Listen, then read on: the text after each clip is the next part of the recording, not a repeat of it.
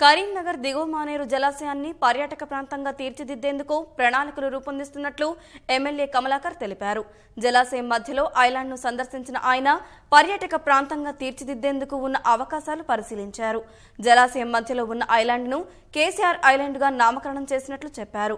ఇప్పటికే boat, jet ski, క్రూజ్లు తెప్పించామని, ప్రజలను మరింత ఆకర్షించేందుకు రోప్వేతో పాటు కాటేజీల నిర్మాణం, రెస్టారెంట్లకు అవసరమైన ప్రణాళిక రూపొందిస్తున్నట్లు ఎమ్మెల్యే తెలిపారు.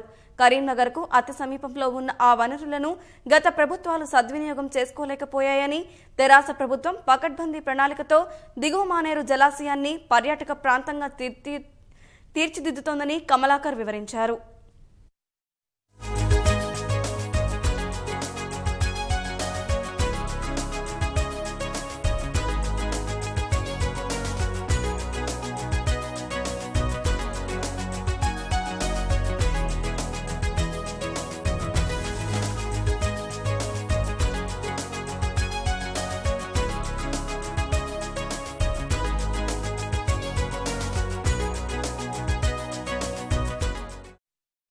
ముఖ్యమంత్రి గారు ఎప్పుడైతే కాళేశ్వరం ప్రాజెక్ట్ తోటి 365 రోజులు ఈ ఎల్ఎండిను ఫుల్ ట్యాంక్ లెవెల్గా ఉంచుతా అని చెప్పే వలన దీన్ని ఒక పర్యాటకంగా తీర్చాలని చెప్పి ప్లాన్ చేసాం. రిజర్వాయర్లో ఉన్న ఈ యొక్క ఐలాండ్ ఇది 360 రోజులు దీని చుట్టూ నీళ్లు ఉంటాయి.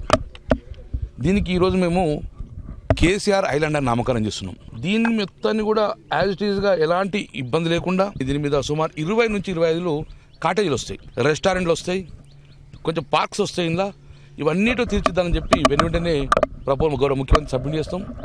సంవత్సరం లోపల దీన్ని పర్యాటకులకు అనుమతి ఇచ్చే విధంగా దీన్ని తీర్చిదిద్ది ఒక స్పీడ్గా దీన్ని చేసే ప్రయత్నం చేస్తాం.